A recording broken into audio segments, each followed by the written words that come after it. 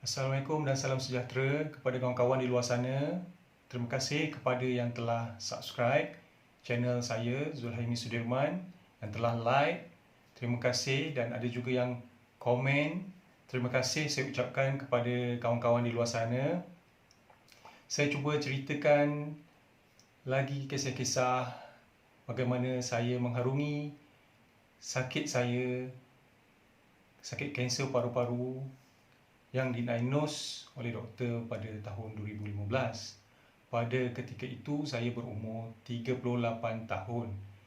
Saya pun ketika doktor menceritakan, memberitahu bahawa saya didiagnos kanser paru-paru tahap 4, pada ketika itu saya sendiri tidak dapat menerima kenyataan bagaimanakah saya boleh mengidap kanser paru-paru. Cumanya apabila dikenang balik, kira-kira 2 tahun sebelum saya didiagnos, pada ketika itu saya masih bekerja di dalam bidang perakaunan, dan pada ketika itu walaupun berat saya hendak menerimanya atau tidak, saya seorang perokok. Cumanya ada juga kawan-kawan yang datang melawat saya, tanyakan saya tentang berapa kotak sehari saya hisap rokok. Saya beritahu saya hisap rokok tak sampai satu kotak pun seminggu. Padahal saya hisap rokok hanya di office pada waktu rehat, berbual bersama kawan-kawan. Itu saja, di rumah jarang saya hisap rokok. Kalau ada pun mungkin 1-2 batang. Lepas tu saya juga sering melakukan jogging di hari Minggu, di hari Sabtu, di waktu yang tidak kerja. Saya sering beriadah dan sering memasuki pertandingan larian-larian yang diadakan setiap hujung minggu. Jadi saya sendiri tidak menyangka yang saya, walaupun saya selalu berjoging, walaupun saya selalu bersenam, saya menghidapi penyakit yang boleh dikatakan digeruni. Tapi itulah, saya tidak boleh, pada awalnya saya tak boleh menerima penyakit ini dihadiahkan kepada saya. Walau bagaimanapun saya terpaksa menerima. Saya pernah merokok, cumanya tak banyak.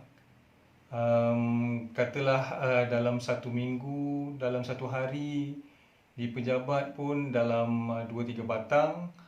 Itulah jumlah yang saya hisap. Kalau saya beli satu kotak tu pun kadang-kadang 1 bulan pun tak habis.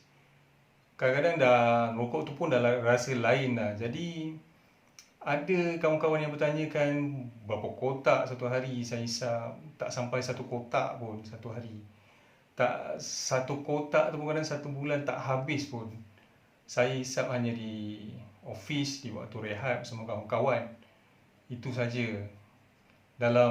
Katalah dalam satu hari itu mungkin 3 batang. Sabtu Ahad saya jarang merokok. Saya selalu di waktu pagi atau petang saya jogging. Jadi saya ingatkan saya akan sentiasa sihat dan tidak kena penyakit-penyakit yang menggerunkan ini. Jadi kira-kira 2 tahun sebelum itu badan saya adalah rasa sakit-sakit. Apabila saya menyedut rokok tu, paru-paru saya kadang-kadang ada rasa macam berbunyi.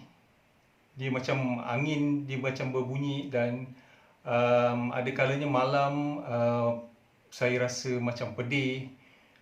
Paru-paru saya macam, dada saya macam sakit, macam sebab, macam segala macam lah.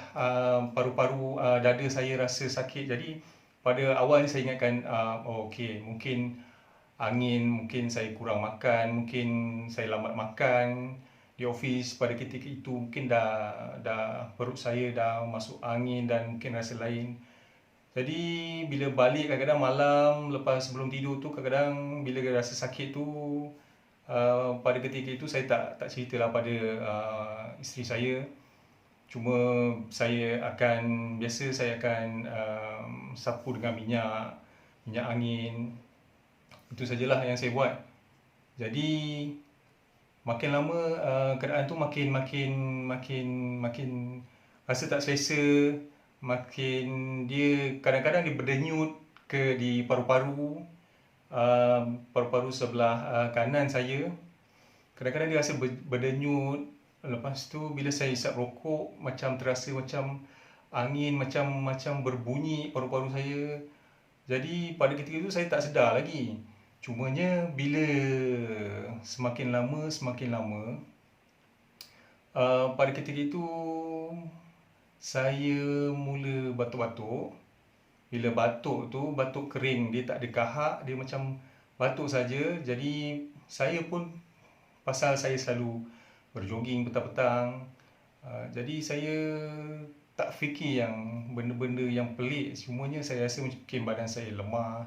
Mungkin okeylah, bila dah mula batuk, saya beli madu.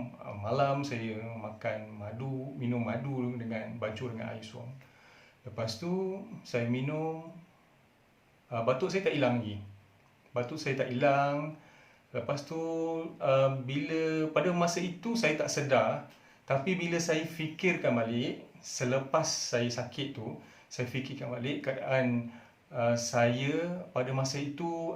Saya cepat letih, cepat ketika contohnya seperti bila hari Minggu tu saya basuh kereta, saya akan cepat letih. Kereta belum habis cuci lagi, saya dah rasa mengar-mengar, tapi saya tak sedar tu semua pada ketika itu. Jadi antara benda-benda yang saya tak sedar itulah, saya cepat letih. Lepas tu kadang-kadang saya cepat nak marah, benda-benda kecil pun tiba-tiba saya nak marah. Lepas tu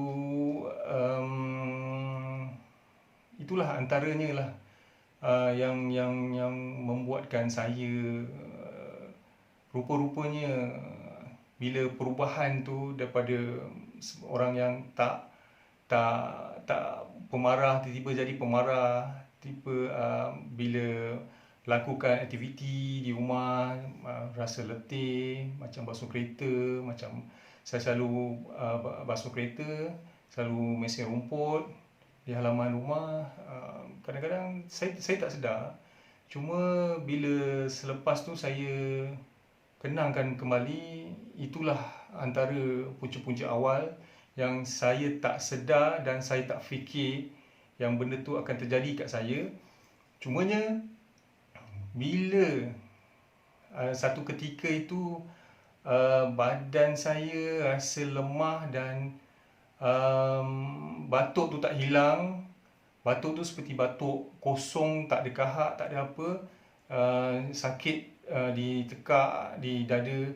Lepas tu saya pun masih tak pergi jumpa doktor, tak pergi ke klinik untuk cek. Saya macam biasa je, tak ada apa-apa yang saya runsingkan.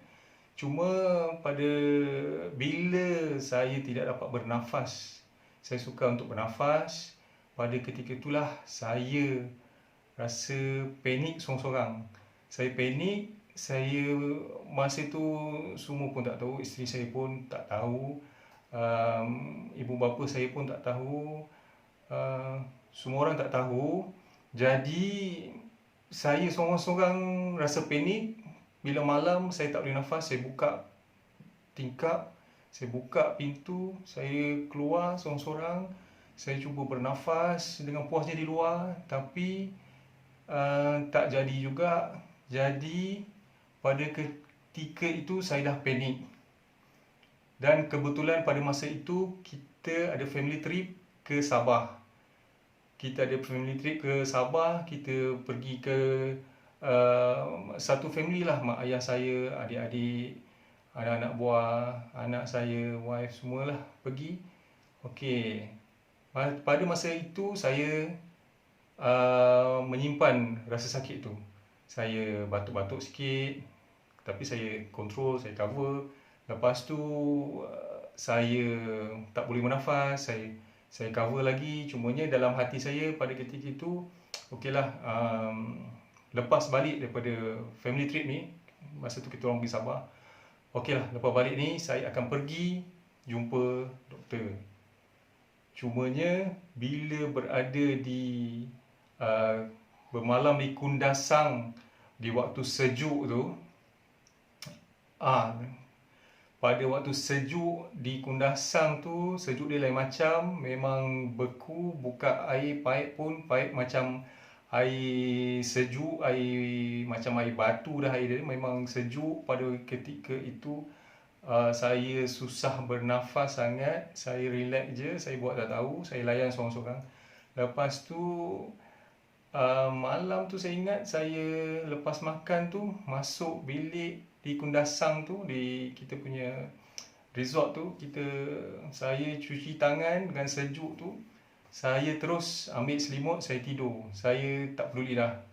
Pada ketika tu badan saya rasa tak selesa, badan saya rasa lemah, saya batuk, saya masa tu badan saya lemah lah. Cumanya